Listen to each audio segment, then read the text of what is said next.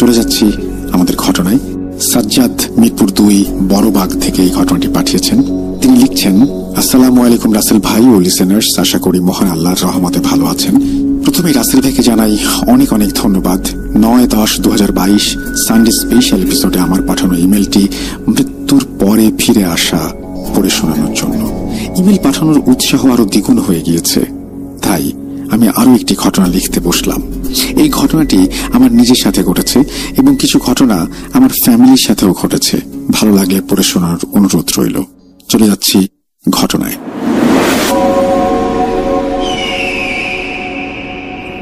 ঘটনা 1। সময় তখন 2013-র শেষ দিকে। আমি ক্লাস 1-এ পড়ি। প্রতিদিনের মতোই আমার দিন কাটছিল। প্রতি সন্ধ্যায় আমি আমার আম্মুর কাছে বায়না ধরে আমাকে নতুন কিছু নাস্তা বানিয়ে খাওয়ানোর জন্য। সেদিনও বলেছিলাম। আম্মু বলেন, আচ্ছা তুমি রুমে বসে টিভি দেখো, আমি নাস্তা বানিয়ে আনি। আম্মু রান্নাঘরের দিকে যাওয়ার পর আমি টিভি দেখছিলাম। মিনিমাম 15 থেকে 20 মিনিট হবে। আম্মু আমার জন্য কি বানাচ্ছেন দেখার জন্য আমি রুম থেকে বের হয়ে রান্নাঘরের দিকে হাঁটতে লাগলাম। বলে রাখা ভালো, আমি যে রুমে ছিলাম সেখানে একটা ছোট অ্যাটাচ বাথরুম ছিল এবং রুম থেকে বের হয়ে বাম দিকে আরেকটি বাথরুম। ঘটনায় ফেরা যাক। রুম থেকে বের হয়ে বাম দিকে আমার চোখ পড়লো বাথরুমের দরজা খোলা এবং লাইটও জ্বালানো। আমি দেখি আম্মু বাথরুমে এসে বালতিতে কাপড় ভেজাচ্ছে।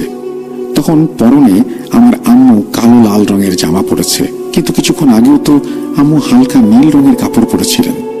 আমি সেইখান থেকে হেঁটে রান্নাঘরের দিকে হাঁটা দিলাম, দেখার উদ্দেশ্যে যে আম্মু কি রান্না করছেন। কিন্তু অবাক করা বিষয় হলো, আমি গিয়ে দেখি আম্মু তো ঘরেই আমার জন্য নাস্তা বানাচ্ছে। তখন আম্মুর পরনে আকাশি অর্থাৎ হালকা নীল রঙের কাপড় ছিল। আমি তখন ক্লাস 1-এর ছোট ছেলে, ভয় পাওয়াই স্বাভাবিক। তবে আমার মনে প্রশ্নও জাগে, এ আমি কি দেখলাম। আম্মুকে কিছু না বলে আমি ছুটে যাই বাথরুমের দিকে। গিয়ে দেখি আগের মতো দরজা খোলা, লাইটও জ্বালানো, কিন্তু আমার আম্মুরূপী সেই অবয়ব নেই। আমার আম্মুকে সব খুলে বললে আম্মু বলল, আমি ভুল দেখেছি, কিন্তু আমি তো পরিষ্কার দেখলাম। এইখানে আমার মনের ভুল হওয়ার কোনো চান্সই নেই। আম্মু আমাকে আয়াতুল কুরসি পড়ে ফু দিলেন। ঘটনা 2। প্রথম ঘটনায় বেশ কিছুদিন পর একদিন খাওয়া দাওয়া শেষ করে রাতে ঘুমানোর প্রস্তুতি নিচ্ছি। বিছানায় শুয়ে পড়লাম। তখন ছোট থাকায় আমি দাদির সাথে ঘুমাতাম। প্রতি রাতেই ঘুমানোর সময় আমার আব্বু ডাইনিং রুমে বসে কাজ করে নেন, যেমন ডাইনিং টেবিলে থালা বাসন সরানোতে, আম্মুকে হেল্প করা, পানির বোতল ভরা ইত্যাদি। আম্মু ঘুমাতে যাওয়ার পরে আব্বু এই কাজগুলো করেন। বলে রাখা ভালো, আমি যে রুমে ঘুমাই সেই রুম থেকে ডাইনিং এর রুমটি সম্পূর্ণ দেখা যায়। আব্বু কাজ শেষ করে চলে যান, তবে ডাইনিং রুমটির লাইট জ্বালানো ছিল। আমি শুয়ে আছি, তাকিয়ে দেখি ডাইনিং রুমে কেউ নেই। কিন্তু হঠাৎ দেখি ডাইনিং টেবিলের কোণা দিয়ে প্রায় 2 থেকে 3 ফুট উচ্চতার কালো একটি জমাট বাঁধা ছায়া হেঁটে চলেছে। এমন প্রায় 10 সেকেন্ড আমি দেখি, কিন্তু আশ্চর্যের বিষয় হলো তখন ডাইনিং রুমে কেউ ছিল না। আব্বুও চলে গিয়েছিল। আব্বু যদি আসতো তখন আমি দেখতাম, কারণ আমার রুম থেকে সম্পূর্ণ ডাইনিং রুমটি দেখা যায়। ঘটনা 3। এটি আমার আব্বুর সাথে ঘটেছে। তখন আমার আম্মুর বিয়ে হয়নি, বয়স 20 কি 21 হবে। কিন্তু অতীব গুরুত্বপূর্ণ কাজের জন্য আব্বু প্রায় 1 বছর দেশের বাড়ি গাজীপুরে নলিআটিকিতে ছিলেন। সেখানে আব্বুর একটি বড় পোল্ট্রি ফার্ম ছিল। আব্বু তার কাজের ফাঁকে সেই পোল্ট্রি ফার্মেও যেতেন এবং প্রায় রাত 12টা-1টার দিকে বাড়ি ফিরতেন। একদিন আব্বু পোল্ট্রি ফার্ম থেকে কাজ শেষ করে বাড়িতে যান। তখন আমার আব্বু একা ছিলেন। গভীর রাত হলেও চাঁদের আলোয় চারিদিক ভালোই দেখা যাচ্ছিল। নির্জন রাস্তায় তখন কেউ ছিল না। আব্বু ফার্মের দরজা এবং যাবতীয় কাজ সম্পন্ন করে বের হয়ে আসলেন। রাস্তার দিকে হাঁটতে হাঁটতে আব্বু হঠাৎ যা দেখলেন তা দেখার জন্য আব্বু মোটেও প্রস্তুত ছিলেন না। রাস্তা বেশ ভালোই, সামনে অপর প্রান্তে 10-12 জন লোক একসাথে সারি করে অর্থাৎ লাইন করে এক পাশ থেকে অন্য পাশে এগিয়ে যাচ্ছে। তাদের একজনেরও মাথা ছিল না। তাদের গলা থেকে বদবদ করে রক্ত পড়ছিল। আলহামদুলিল্লাহ, আমার আব্বু অনেক সাহসী ছিলেন। আব্বুর সাথে সাথে আয়াতুল কুরসি পড়ে গায়ে ফু দিলেন এবং বাড়ির দিকে রওনা দিলেন। ঘটনা 4। এটি 2 মাস আগে ঘটেছে আম্মুর সাথে এবং আমিও সাক্ষী, নানিও। বলে রাখা ভালো, ঘটনা 1 ও 2 যখন ঘটে তখন আমরা জোনাকি রোড এলাকায় থাকতাম। বর্তমানে আমরা বড়বাগ বসতি হাউজিং এ। ঘটনায় ফিরে যাক।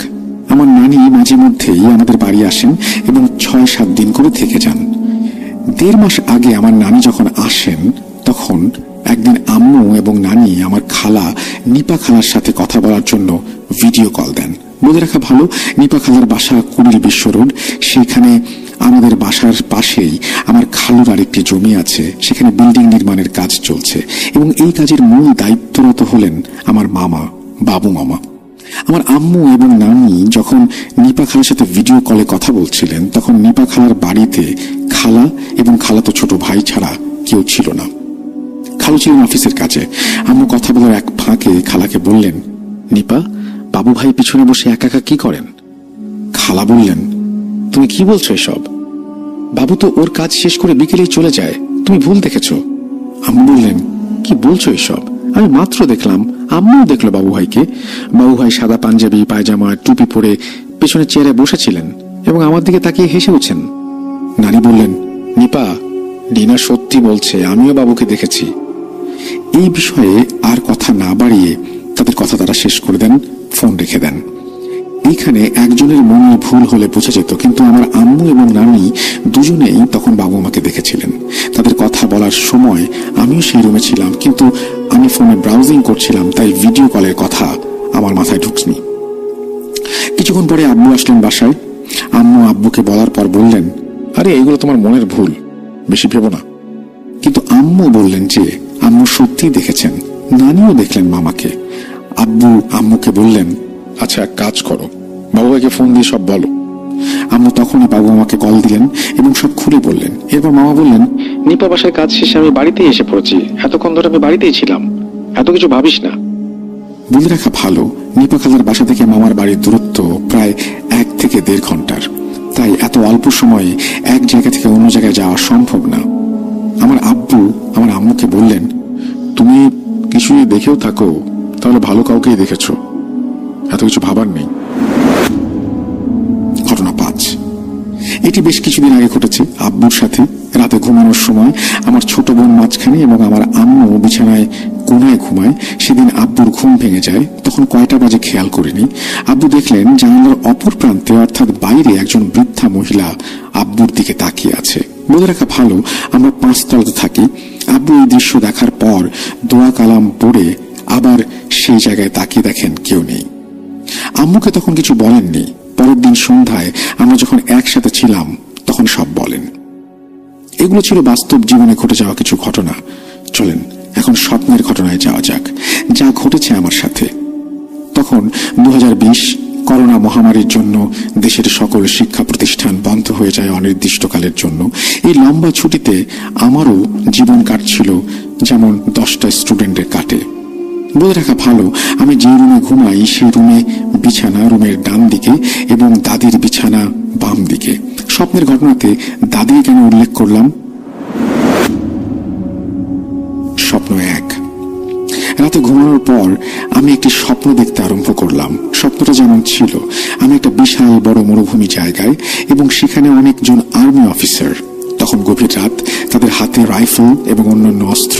তাদের মধ্যে যিনি চিফ কমান্ডার, উনি এসে আমাকে বললেন, এই নিন অস্ত্র, আপনার প্রয়োজন হবে। আমি বললাম, কেন? সে ভীষণ ভয়ে ভয়ে বললেন, ও আসলে কাউকে ছাড়বে না, এমনিতেই আমাদের অনেক অফিসারদের মেরেছে। তার কথা শেষ হতে না হতেই দেখলাম দূর থেকে একটি রক্ত জমাট বাঁধা লাল রঙের একটি লোকের মতো অবয়ব সব অফিসারদের মেরে ফেলছে তাদের অস্ত্র দিয়ে। মারতে মারতে সে আমার নিকট এসে যাচ্ছে। আমি তখন আমার হাতে থাকা বন্দুকটি নিয়ে তার দিকে গুলি করতে যাব, হঠাৎ সেই অবয়বটি আমার সামনে এসে দাঁড়িয়ে সেই চিফ কমান্ডারকেও মেরে ফেলল। এইবার সে আমাকে মারার প্রস্তুতি নিচ্ছে। চুপচাপ দাঁড়িয়ে রইলাম এবং চোখ বন্ধ করেছিলাম। হঠাৎ কখন ঘুমিয়ে পড়েছি মনে নেই, অর্থাৎ স্বপ্নের মধ্যেই ঘুমিয়ে যাই। ঘুম ভাঙার পর দেখি আমি আমাদের সেই জোনাকি রোডের বাসায়। আমি মেঝেতে পড়ে আছি।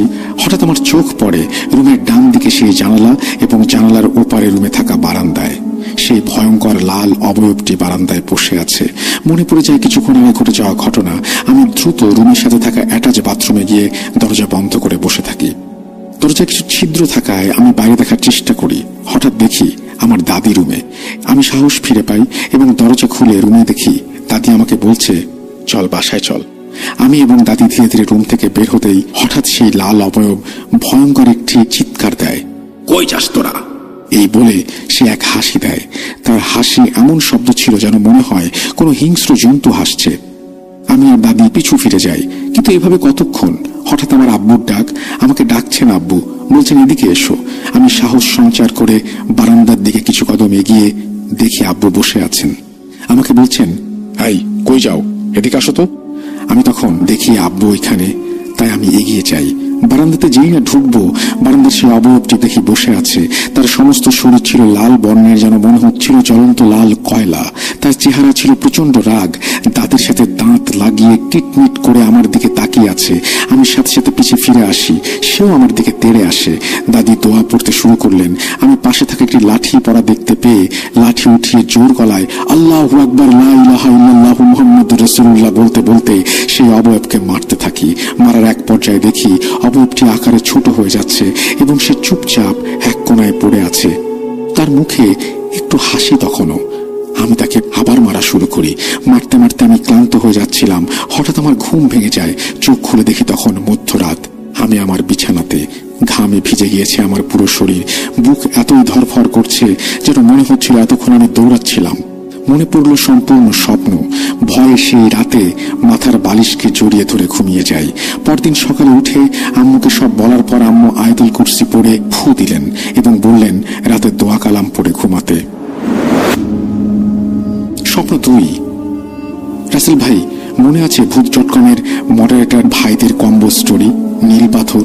আমার সেই স্টোরি সবচেয়ে মজার এবং ভয়ের জায়গা যেটি লেগেছিল মৃত ছেলে আর ডোমের পার্টি। এই স্টোরিটি শোনার কিছুদিন পরে রাতে ঘুমানোর সময় হঠাৎই সেই স্টোরির কথা মনে পড়ে। স্টোরির কথা ভাবতে ভাবতে ঘুমিয়ে পড়ি। হঠাৎ স্বপ্নে দেখলাম আমি একটি ছোট্ট অন্ধকার ঘরে, কোনো ইলেকট্রিক লাইট নেই। 3-4টি মোমবাতি দিয়ে কিছুটা আলো বের হচ্ছে। দেয়ালে প্রচুর রক্তের চিহ্ন। হাসপাতালে রোগীদের যেমন বেড থাকে তেমনি একটা বেড। এক মধ্যবয়স্কা মৃত লোক শুয়ে আছে, পাশে একজন ডোম আর এক পাশে একটা ছোট বাচ্চা। ডোমটি সেই মৃত লোকের মুখে ধারালো একটা কিছু দিয়ে মুখের চামড়া মাংস কেটে ছিঁড়ে বের করছে। কিন্তু হঠাৎ সেই মৃত লোকটি জীবিত হয়ে বেড থেকে নেমে দাঁড়িয়ে রইল। মহান আল্লাহর অশেষ রহমতে আমি বুঝতে পারলাম আমি এক বিচ্ছিরি স্বপ্ন দেখছি। তখন আমার কোনো ভয় করছিল না। মাথায় খালি একটা চিন্তাই কাজ করছিল, এইটা স্বপ্ন দেখছি, স্বপ্ন থেকে বের হতে হবে। আমার তখন শুধু আলহামদুলিল্লাহ সূরা মনে পড়ছিল, তাই আলহামদুলিল্লাহ সূরা পড়তে শুরু করি। সূরা পড়ার সময় সেই বাচ্চা ছেলেটি আমার কাছে এসে বলে, চুপ করো, সূরা পড়ো না। আমি তখন শিওর হলাম যে সূরা পড়া বন্ধ করলে আমার বিরাট কোনো ক্ষতি হবে। সূরা পাঠের এক পর্যায়ে আমার ঘুম ভেঙে যায়। দেখি আকাশ কালো থেকে হালকা নীল। বুঝতে পারি সকাল হচ্ছে। আমি ঘুমিয়ে যাই। আম্মুকে পরে সব বলার পর আম্মু বলেন রাতে ঘুমানোর আগে ভৌতিক বিষয় নিয়ে না ভাবতে। সেকেন্ড স্বপ্নটা বেশি ভাবার কারণে এমন দেখলাম, কিন্তু ফার্স্ট স্বপ্নটার কোনো ব্যাখ্যা আমার জানা নেই। তবে এই কথা বলবো যে মহান আল্লাহর রহমতে স্বপ্নের ভেতরে সূরা পড়ার কারণেই আমার কোনো ক্ষতি হয়নি। এই ছিল রাসেল ভাই আমার পাঠানো কিছু ঘটনা, যা 100% সত্যি, এবং আমি সবাইকে বলবো যার সাথে ঘটে সে জানে ঘটনার সত্যতা। বিশ্বাস করা বা না করা সম্পূর্ণ আপনার ব্যাপার। রাসেল ভাইয়ের কাছে অনুরোধ, ঘটনাটি পছন্দ হলে অবশ্যই শোনাবেন এবং ধন্যবাদ ধৈর্য সহকারে পড়ার জন্য। আমি সাজ্জাদ, মিরপুর 12 বড়বাগ বসতি হাউজিং থেকে। সবাই ভালো থাকবেন। এই বলে তিনি তার ঘটনা শেষ করেছেন। আশা করছি এই ঘটনাটি আপনাদের ভালো লেগেছে। যদি ভালো লাগে অবশ্যই আমাদের জানাবেন। আমরা চলে যাব আমাদের পরবর্তী ঘটনায়। 219তম এপিসোড শুনছেন আপনারা। আমাদের ইমেল অ্যাড্রেস raselta@bhoot.com@gmail.com। আপনারা আশা করব প্রতিটা মুহূর্ত এনজয় করছেন আমাদের সাথে। আমরা চলে যাব আমাদের পরবর্তী ঘটনায়।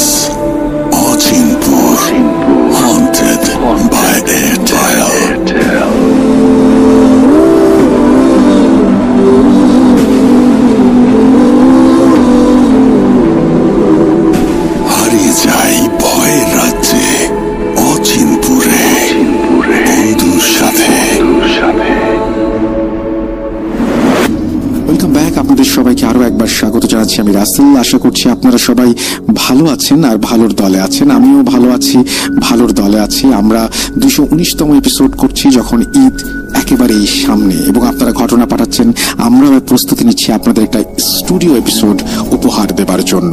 কথা না বাড়িয়ে সরাসরি ঘটনায় যাওয়া যাক। যেভাবে লেখা আছে আমি সেভাবেই পড়ে শোনাচ্ছি। আসসালামু আলাইকুম রাসেল ভাই। ওয়ালাইকুম সালাম। আপনি সবসময় ভালোর দলেই থাকেন, তাই আর জিজ্ঞেস করলাম না আপনি কেমন আছেন। আশা করি ভালোই আছেন। আমার নাম দীপ মণ্ডল, আমার বয়স 22। আমি ভূত এফএম এবং ভূত.com-এর একজন নিয়মিত ভক্ত। আমার বয়স যখন 11 আমি তখন ভূত এফএম শুনি, এবং ভূত এফএম শুনতে আমার অনেক ভালো লাগতো। অনেকদিন আগে থেকে আমার নিজের সাথে ঘটে যাওয়া একটা ভয়ঙ্কর ঘটনা, যেটা ভূত এফএম-এর লিসনারদের সাথে, প্রিয় রাসেল ভাই, আপনার সাথে না বলা পর্যন্ত আমি শান্তি পাচ্ছিলাম না। তাই 7-5 না ভেবে ঘটনা লিখতে বসলাম। স্টুডিওতে আসার অনেক ইচ্ছা ছিল, কিন্তু একটু কাজের ব্যস্ততায় আর সময়ের অভাবে স্টুডিওতে আসতে পারলাম না। এই জন্য আমি দুঃখিত। ঘটনাটি ভালো লাগলে পড়ে শোনাবেন অবশ্যই। প্রথমেই বলে রাখি, আমার বাসাটা হচ্ছে যশোর জেলার ঝিকরগাছা থানার শিমুলিয়া নামক একটি গ্রামে। তার আগে বলে রাখি, আমরা খ্রিস্টান ধর্ম অবলম্বী। আমরা যে গ্রামটায় বসবাস করি সেই গ্রামটায় আমাদের খ্রিস্টান ধর্ম ছাড়া ব্যতিক্রমী অন্য কোনো ধর্মের মানুষ বসবাস করে না। এটা পুরোটাই আলাদা একটা খ্রিস্টান এলাকা। তো যাই হোক, প্রতিদিনের মতোই আমি রাত্রে খাওয়া দাওয়া শেষ করে নিজের ঘরের বিছানায় ঘুমাতে যাই। একটা সময় আমি ঘুমিয়ে পড়ি। ঘুমের মধ্যে একটা সময় আমি অনুভব করতে পারি আমার পুরো শরীর সহ আমি সোজা হয়ে যাই, এবং খাটের মাঝ বরাবর উপরে উঠে গিয়ে যেন হাওয়ায় ভাসতে শুরু করি। তখন আমার গা, হাত পা সব অবশ হয়ে যাচ্ছিল। আমি সেটা অনুভব করতে পারছিলাম, কিন্তু অনুভব করা সত্ত্বেও আমি আমার শরীর, হাত পা কিছুই নাড়াতে পারছিলাম না। এরকম ভাবে কিছুক্ষণ সময় যাওয়ার পর একটা সময় আমার মনে হতে শুরু করে আমার সেন্স কাজ করছে না। আমি চোখ খুললাম, ভাবলাম যে হয়তো সব ঠিক হয়ে যাবে। তো রীতিমতো চোখ খুললাম। তারপরে আমি বুঝতে পারলাম যে ভাসমান অবস্থা থেকে আমি খাটের ওপরে পড়ে গিয়েছি, এবং পড়ে গিয়ে আমি মাজায় অনেক ব্যথা অনুভব করলাম। তো যেহেতু আমি ঘুমের ঘোরে ছিলাম, সেহেতু এত কিছু চিন্তা না করে আমি আবার ঘুমিয়ে গেলাম।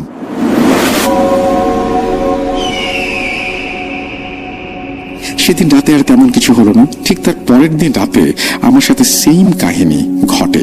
আমি খাট থেকে ভেসে উপরে উঠে হাওয়ায় উঠে যাই, এবং তারপর চোখ খুলতেই আমি খাটের উপরে পড়ে যাই এবং মাজায় অনেক ব্যথা পাই। সেম কাহিনী আমার সাথে 2 দিন ঘটতে থাকে, এবং প্রতিদিনই একই ঘটনা। রাতগুলো এভাবেই কেটে যাচ্ছে। একটা সময় এই কাহিনীর সাথে বেশ পরিচিত হয়ে যাই, কিন্তু আমি তখনও ঘটনাটা যে আমার সাথে ঘটেছে সম্পর্কে কারোর সাথে কোনো কিছু শেয়ার করিনি। আমার বাবা মা তখন ঢাকাতে জব করত, এবং আমি আমার ঠাকুমার কাছে গ্রামের বাড়িতে থাকতাম। আমার ঠাকুমা আবার আগের দিনের মানুষ হওয়ায় এসব কথা বললে ভয় পাবে, আমাকে নিয়ে টেনশন করবে, তাই তাকেও কিছু বললাম না। প্রতিনিয়ত এমন ঘটনা ঘটতেই থাকলো রাতগুলোতে। তবে এখন পর্যন্ত আমার কোনো ক্ষতি হয়নি। আগে আমি ভূত, প্রেত, জিন এগুলো কিছু বিশ্বাস করতাম না, কিন্তু কারো কাছে কোনো ভয়ঙ্কর কাহিনী বা ভয়ের ঘটনা শোনার পর নিজের মনে মনে বেশ ভয় হতো, কিন্তু সেই সব কথা আমি কখনো কারো কাছে প্রকাশ করতাম না। এর ভেতরে একদিন সন্ধ্যাবেলা আমি আর আমার বন্ধুরা মিলে আমাদের গ্রামের একটি বুড়ো দাদুর কাছ থেকে ভয়ের ঘটনা শুনলাম। ঘটনা শুনে আমার কেমন যেন মনে মনে ভয় হচ্ছিল। বন্ধু বান্ধবের সাথে বললে ওরা হাসাহাসি করবে, তাই আমি যে মনে মনে ভয় পাচ্ছিলাম এটা আর কারোর সাথে বললাম না। তারপরে আবার আমি রাত্রে নিজের বাসায় এসে প্রতিদিনের মতো খাওয়া দাওয়া শেষ করে ঘুমাতে চলে যাই। সেদিন রাতে আমার সাথে ঘটে আরেকটি অদ্ভুত ঘটনা। আমি সেদিন রাতে আবারও ঘুমিয়ে ঘুমিয়ে স্বপ্নে দেখি, আর স্বপ্নটা বাস্তবে পরিণত হয়ে যায়। আমি দেখি যে আমার একটা বন্ধু আমাকে ডাকতে এসেছে। যে আমাকে ডাকতে এসেছে তার নাম আকাশ। সে আমাকে আমার নাম ধরে ডাকছে এবং আমাকে বলছে, দীপ, বাইরে বের হ। তো আমি ঘুমের মাঝে তাকে জিজ্ঞেস করলাম, কেন? সে আমাকে বলল, আমাদের আর একটা ফ্রেন্ড যার নাম রনি, তাকে নাকি তার বাসা থেকে কেউ খুঁজে পাচ্ছে না, তাই সে আমাকে ডাকতে এসেছে। আমি রনি নামে ওই বন্ধুকে খুঁজতে যাব, এই জন্য। আমি বিছানার উপরে ঘুমিয়ে আকাশের সাথে কথা বলছিলাম। আমার মনে হচ্ছিল সময়টা যেন রাত পেরিয়ে ভোর হয়ে গেছে, কিন্তু সময়টা ছিল মাঝরাত, 2টা-3টার মতো বাজে। আমার কাছে মনে হলো যেন ভোর।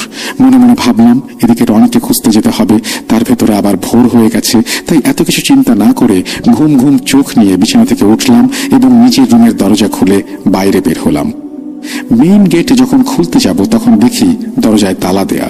প্রতিদিন দরজায় তালা দেওয়ার পরে চাবি যেখানে রাখি চাবিটি সেখানেই ছিল। ঘুমের ঘোরে চাবিটি হাতড়াতে হাতড়াতে খুঁজতে থাকি এবং একসময় চাবিটি খুঁজে পাই। তারপর মেইন গেট খুলে আমি আবার ওই আকাশ নামের বন্ধুটির পেছনে পেছনে হাঁটতে থাকি। তখন আমার যেন মনে হচ্ছিল আমি যেন ঘুমিয়ে ঘুমিয়ে হাঁটছি। আকাশ আমার আগে আগে হাঁটছে, আমি পেছনে পেছনে। একটা সময় আমি দেখি আকাশ আমার থেকে অনেক দূরে সামনে চলে গেছে। আমি আকাশকে চিৎকার দিয়ে ডেকে বলি, দাঁড়া আমার জন্য। উত্তরে সে আমাকে কিছুই বলল না। আমি তখন তার পেছন পেছন হাঁটছি। অনেকটা দূর হাঁটার পর আমি যেন কিসের সাথে হোঁচট খেয়ে পড়ে যাই।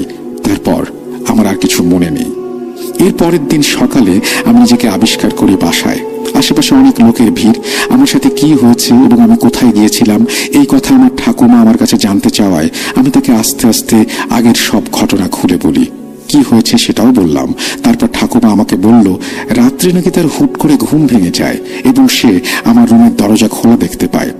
আমার রুমে এসে ঠাকুমা আমাকে দেখতে না পেয়ে আমাকে ডাক দিতে থাকে আর আশেপাশে আমাকে খুঁজতে থাকে। অনেক ডাকাডাকির পর যখন কোনো সাড়া পাচ্ছিল না তখন ঠাকুমা বেশ চিন্তায় পড়ে যান। আর কি করবেন এটা বুঝতে না পেরে অবশেষে আশেপাশের মানুষজনকে তিনি ঘুম থেকে জাগিয়ে তোলেন এবং আমাকে যে খুঁজে পাওয়া যাচ্ছে না এই কথাটি তাদেরকে জানান। তখন আশেপাশের কিছু মানুষ আমার ঠাকুমা মিলে আমাকে খুঁজতে বের হন। অনেক খোঁজাখুঁজির পর যখন তারা আমাকে খুঁজে পান না তখন তারা বেশ দুশ্চিন্তায় পড়ে যান। এরপর যখন ভোর 5:30 বাজে তখন একটি ছেলে দৌড়াতে দৌড়াতে আমাদের বাসার সামনে আসে। ছেলেটি আমাদের গ্রামেরই একটি ছেলে। সে বলে চার্চের দারোয়ান নাকি আমাকে কোথায় পড়ে থাকতে দেখেছে। তাই ছেলেটি ঠাকুমাকে চার্চে যেতে বলে। আমার বাসা থেকে চার্চের দূরত্ব হেঁটে যেতে খুব জোর 7 থেকে 8 মিনিট হবে। ছেলেটির কথা মতো ঠাকুমা চার্চের কাছে গেল। আশেপাশের কিছু লোকও ঠাকুমার সাথে গেল। চার্চের দারোয়ান দরজা খুলে ঠাকুমাকে ভেতরে নিয়ে গেলেন চার্চের পাশে অবস্থিত একটি বিশাল বড় মোটা একটি তেঁতুল গাছের গোড়ায়। বলে রাখি চার্চের সেই মোটা তেঁতুল গাছটি 100 বছরের পুরনো তেঁতুল গাছ। জিসাস চার্চের পাশে থাকা সেই মোটা তেঁতুল গাছের গোড়ায় তারা আমাকে অজ্ঞান অবস্থায় পায়। এটা দেখে সবাই আশ্চর্য হয়ে যায় আর ঠাকুমা অনেক ভয় পেয়ে যান এবং সেখান থেকে সবাই মিলে ধরে আমাকে বাসায় নিয়ে যান। এই কথা ঠাকুমার মুখ থেকে শোনার পর আমি হতভম্ব হয়ে যাই। পাড়া প্রতিবেশী আর দেখতে আসা মানুষ সবাই আমার ঠাকুমাকে একটা কথাই বলতে থাকে, এটা হয়তো খারাপ কোনো আত্মার কাজ, না হলে কোনো জিনের কাজ। এসব কথা শুনতে শুনতে একটা কথা আমাকে অবাক করে দেয়। আমাকে যদি চার্চের পাশে মোটা তেঁতুল গাছের গোড়াতেই পাওয়া যায় তাহলে আমি চার্চের ভেতরে ঢুকলাম কিভাবে? কারণ চার্চের এরিয়ার ভেতরে ঢুকতে গেলে প্রথমে বড় লোহা দিয়ে তৈরি একটা গেট পার হতে হয় আর গেটে সবসময় দারোয়ান থাকে। এমন ঘটনা আমার সাথে কেন ঘটেছে আমি জানি না। ঘটনাটা এখানেই শেষ হলে পারত, কিন্তু কে জানতো আমার জন্য আরো ভয়ঙ্কর কিছু অপেক্ষা করছে। যাই হোক, তারপর থেকে আমি খাওয়া দাওয়া কমিয়ে দেই। আমার অনেক জ্বর আসে এবং আমি অসুস্থ হয়ে যাই। অনেক ডাক্তার দেখানোর পরেও তেমন কোনো ঠিক হচ্ছিল না। এসব কাহিনী ঢাকায় আমার বাবা মাকে জানানো হয়। এসব জানতে পেরে আমার মা এবং আমার বাবা ঢাকা থেকে আমাদের গ্রামের বাসাতে যান এবং আমার বাবার সাথে আরেকটা লোকও আসে। আমি মনে মনে ভাবলাম এই লোকটি আবার কে? লোকটি কে সেটা বাবার কাছে জানতে চাওয়ায় আমার বাবা আমাকে বললেন এই লোকটি হচ্ছে একটি কবিরাজ। সে কিছুদিন আমাদের বাসায় থাকবে এবং আমার কি হয়েছে সেটা দেখবে। আমি আগেই বলেছিলাম ভূত, জিন, কবিরাজ, তান্ত্রিক এসব কোনো কিছুর উপরে আমার বিশ্বাস ছিল না। তাই এদেরকে আমার কাছে ভণ্ড মনে হতো। কিছু করার নেই, এত সব কাহিনী ঘটে গেছে আমার সাথে, আর কাউ কিছু বললামও না। মনে মনে ভাবলাম দেখে কি হয়। আমার বাবা কবিরাজ অনেক বিশ্বাস করতেন, আর যে কবিরাজ আমাদের বাসায় এসেছে আমাকে দেখার জন্য তাকেও বাবা অনেক ভালোভাবে চেনেন ও জানেন। তারপর কবিরাজটি আমাদের বললেন তিনি আজকে সন্ধ্যাবেলা আমাকে দেখবেন। কবিরাজ আমাকে সন্ধ্যাবেলা যখন আমাকে দেখবেন তার আগে আমি যেন ভালোভাবে পরিষ্কার হয়ে গোসল করে থাকি আর 4টে মোমবাতি নিয়ে এসে রাখতে বলল। যেই কথা সেই কাজ। যথারীতি সন্ধ্যা হলো, আমি তার আগে ভালোভাবে গোসল করে আসলাম। কবিরাজ আমাকে মোমবাতি 4টে ঘর থেকে নিয়ে আসতে বলল। আমি ঘর থেকে মোমবাতি নিয়ে আসলাম এবং দেখলাম কবিরাজ একটি বৃত্ত এঁকে ভেতরে একটি ক্রস চিহ্ন তৈরি করছে। তারপর সে আমাকে সেখানে বসতে বলল। আমি বসলাম। এরপরে ক্রসের ওপর 4টি মোমবাতিও রাখলেন তিনি, সেগুলো জ্বালিয়ে দিলেন। এরপর তিনি আমাকে আমার নাম জিজ্ঞাসা করলেন। আমি বললাম আমার নাম দীপ। তারপর কিছুক্ষণ নীরব। এরপর তিনি আমার হাতটা সামনে নিতে চাইলেন। আমি হাতটা সামনে দিলাম। তারপর তিনি মুখে কি যেন একটা বলতে বলতে আমার হাতটা নেড়ে চেড়ে কি যেন সব দেখলেন। কিছুক্ষণ দেখার পর কবিরাজ তার নিজের হাত আকাশের দিকে বাড়িয়ে দিয়ে হাত পেতে রইলেন। 2-5 সেকেন্ড পর তিনি হাতের মুঠো খুললেন এবং হাতের ভেতরে একটি তাবিজ দিলেন। তারপর তাবিজটি আমাকে হাতে বাঁধার জন্য বললেন, কিন্তু একটি জিনিস ভেবে অবাক হলাম, হাত তো ফাঁকাই ছিল, তাহলে হাতের ভেতরে তাবিজ আসলো কোত্থেকে? আমি মনের ভুল ভাবলাম। আবার ভাবলাম কবিরাজ তো হয়তোবা কোনো কৌশল জানে। এরপর তাবিজটি মা আমার হাতে বেঁধে দেন। সেদিন রাতে যথারীতি আমি ঘুমিয়ে যাই। পরের দিন সকালে আমার যখন ঘুম ভাঙলো, ঘুম থেকে উঠে আমি তো অবাক, ওমা, তাবিজটি এভাবে ফেটে গেল কিভাবে? তাবিজ ফেটে গেছে। তারপরে সকালবেলা তাবিজটি আমি কবিরাজের হাতে দিয়ে বলি, দেখুন তো কিভাবে তাবিজটা ফেটে গেছে। তিনি আমার হাত থেকে তাবিজটি নিলেন এবং মুঠ করে আবার আকাশের দিকে বাড়ালেন। তাবিজটি যেন হাওয়ায় মিলিয়ে গেল। তারপর তিনি হাত নিচে নামিয়ে নিয়ে আসলেন এবং আমি দেখতে পেলাম হাতের ভেতরে নতুন একটা তাবিজ। পুরনো তাবিজটা নেই। তারপর তিনি সেই তাবিজটি আমার হাতে বেঁধে দেন এবং আমাকে বারণ করে দিলেন আমি যেন কোনো পুকুর, নদী বা সমুদ্রের কাছে না যাই বা না নামি, তাহলে নাকি আমার অনেক বিপদ হবে। তারপর এটাও বললেন তিনি নাকি আজ সন্ধ্যাবেলায়ও আমার সাথে কি সব সাধনায় বসবেন। সেদিন সন্ধ্যাবেলায় তিনি আমাকে নিয়ে কাজ করতে বসলেন এবং আগের দিনের মতোই সেম কাজটি হলো, সেম প্রসেস। আমাকে বললেন আজকে রাতে আমি যেন পাশে কাউকে নিয়ে ঘুমাই। যথারীতি সেদিন রাতে আমি আমার মাকে নিয়ে ঘুমালাম। রাতে স্বপ্ন দেখি কে যেন আমার হাত জোরে জোরে টান দিচ্ছে। আমি ব্যথা পাচ্ছি, এটা বলা সত্ত্বেও সে আমার হাত ছাড়ছে না। তার মুখ দেখা যাচ্ছিল না, কিন্তু তার আকৃতি বোঝা যাচ্ছিল। সে দেখতে খুব কুৎসিত, ছায়ার মতো অবয়ব। সে আমাকে ফিসফিস করে বলছে, আমার সঙ্গে চল। আমি সঙ্গে যেতে রাজি না হওয়ায় সে আমার স্বপ্নে জোর করে একটা চর মারল। তারপর আমি গালে ভীষণ ব্যথা পাই। মা মা বলে জোরে চিৎকার দিয়ে উঠি। আমার চিল্লানি শুনে মাও ঘুম থেকে উঠে যায় এবং আমাকে জিজ্ঞাসা করে কি হয়েছে। আমি মাকে আমার স্বপ্নের কথাটা খুলে বললাম। মা আমাকে সান্ত্বনা দিয়ে বলল, ও কিছু না, সব ঠিক হয়ে যাবে। মা আমাকে ঘুমাতে বলে। এমন সব আজব ঘটনা ঘটছে আমার সাথে, চোখে কি আর ঘুম আসে? এসব চিন্তা করতে করতে একটা সময় আবারও ঘুমিয়ে গেলাম এবং সকালে উঠতেই আমি আবার তাবিজটির দিকে তাকাই এবং দেখি সেই একই অবস্থা, ঠিক কালকের মতোই। আবার তাবিজটা একইভাবে ফেটে গেছে। এরপরে সেই ফাটা তাবিজটি আমি কবিরাজের কাছে নিয়ে যাই এবং তার হাতে দিই এবং তাকে জিজ্ঞাসা করি তাবিজগুলো এভাবে ফেটে যাচ্ছে, এর কারণটা কি? তিনি আমাদেরকে বললেন আমার গায়ে নাকি একটা দুষ্ট জিনের ছায়া আছে আর সেই জিন আমাকে তার সাথে নিয়ে যেতে চায়। আর ওই জিনের গায়ে যে শক্তি, সেই শক্তির সাথে তাবিজের শক্তি মিল খাচ্ছে না এবং আমার শরীরে এই দুইটা শক্তি একসাথে প্রয়োগ করাও সম্ভব হচ্ছে না। সেই জন্য তাবিজগুলো এভাবে ফেটে যাচ্ছে। তারপরে কবিরাজ আমাকে বললেন আজ রাত্রে তিনি লাস্ট চেষ্টা করবেন। যথারীতি সেদিন সন্ধ্যাবেলায় আবারও একইভাবে আমাকে গোসল করিয়ে নেওয়া হলো। 4টি মোমবাতি চালানো হলো এবং সেই মোমবাতির 4টির বৃত্তের মধ্যে ক্রস করে আমাকে বসিয়ে দেওয়া হলো। আমি বৃত্তের মাঝখানে বসলাম। কবিরাজ তার ব্যাগ থেকে কিছু জিনিসপত্র বের করলো। সেই জিনিসের মধ্যে ছিল প্রাণীর হাড়, একটা মাথার খুলি আর কিছু গাছের মূল, হরিণের চামড়া ইত্যাদি। এগুলো নিয়ে তিনি তার কাজ শুরু করলেন এবং মন্ত্র পড়তে শুরু করলেন। কবিরাজ আমার হাতে একটা লাল সুতো পেঁচিয়ে দিয়ে আমাকে চুপ করে বসে থাকতে বললেন। চুপ করে কবিরাজ কি করছে সেটা দেখছিলাম। তারপর কখন যেন ওখানেই অজ্ঞান হয়ে গেছি জানি না। চোখ খুলতেই দেখি আমি বিছানায় শুয়ে আছি। কি হয়েছে জানার জন্য মাকে জিজ্ঞাসা করলাম। মাকে বললাম যে আমি ওখানে বসেছিলাম, তারপরে কি হয়েছে আমার মনে নেই। তারপরে মা যা বলল সেটা আমি শোনার জন্য মোটেও প্রস্তুত ছিলাম না। আমার গায়ে নাকি একটি খারাপ জিন ভর করেছিল। আমার কাছে সেই জিন কেন এসেছে এই কথা কবিরাজ জানতে চাইলেন। কবিরাজকে সে উত্তরে বলল সে নাকি তার রাজ্য থেকে তাকে বের করে দেয়া হয়েছে, সে মানুষের সমাজে এসেছে এবং এটাও সে বলে যে তার কোনো সাথী না থাকায় সে আমাকে সঙ্গে নিয়ে যেতে চায়। কবিরাজ সেই জিনের কাছে জিজ্ঞেস করলেন সে আমার শরীরে কখন কিভাবে এসেছে। তখন যিনি উত্তর দেয় ছেলেটি যখন ছোট ছিল, মানে আমি যখন ছোট ছিলাম, তখন একদিন নাকি আমি কবরস্থানের পাশ দিয়ে যাচ্ছিলাম। সেখান থেকে জিন আমাকে দেখে পছন্দ করে। জিনটি মেয়ে হওয়ায় সে তখন ভেবে নেয় আমার সাথেই থাকবে আর তখন থেকেই সে আমার সাথে আছে। তাই আমার সাথে প্রতিনিয়ত এমন আজব ঘটনা ঘটছে। তারপর কবিরাজ জিনটিকে চলে যেতে বলে। সে প্রথমে রাজি হচ্ছিল না, পরে তাকে ভয় দেখানো হয়। কবিরাজ তাকে আঘাত করার পরে সেই জিনটি আমার দেহ ছেড়ে দেয়। ঠিক তার আগে জিনটি বলতে থাকে আমি আবার আসবো, আমি আবার আসবো, এসে ওর বাচ্চাকে নিয়ে যাব, তখন তোরা কিছু করতে পারবি না।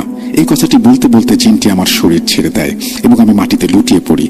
কিছুক্ষণ পর যখন আমার জ্ঞান ফিরে আসে, তখন কবিরাজ আবারও আমার হাতে একটা তাবিজ দেন আর বলেন যে এই তাবিজটি যেন আমি আমার মাজায় বেঁধে রাখি। আমি তাবিজটি আমার মাজায় বাঁধি। তারপর থেকে আমি ভালোই আছি, ঈশ্বরের আশীর্বাদে সুস্থও আছি, কোনো খারাপ কিছু আমার সাথে ঘটছে না। কিন্তু একটা কথা আমাকে আজও ভাবায়, তাহলে কি সত্যি সত্যি আবারও সেই জিন ফিরে আসবে? সেই জিন কি তাহলে আমার বাচ্চাকে সত্যি সত্যি নিয়ে যাবে? এই প্রশ্নের উত্তর আমার কাছে আজও অজানা। ভূত এফএম, ভূত.com এর সকল লিসেনার্স সবাইকে ধন্যবাদ জানিয়ে শেষ করছি। জানি না কতটুকু লিখতে পেরেছি, যদি ভুল ত্রুটি হয় ক্ষমা সুন্দর দৃষ্টিতে দেখবেন, এই বলে তিনি তার ঘটনা শেষ করেছেন। থ্যাংক ইউ ভেরি মাচ আপনার ঘটনার জন্য। আশা করছি এই ঘটনা আপনাদেরও ভালো লেগেছে। আমরা চলে যাব আমাদের পরবর্তী ঘটনায়।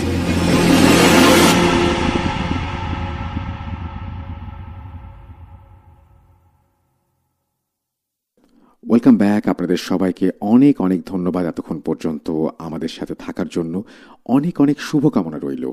সব সময় এই ইউটিউব চ্যানেলটি সম্পর্কে আপডেট পেতে আমাদের ইউটিউব চ্যানেলটিকে সাবস্ক্রাইব করুন। আশা করছি আমরা একসাথে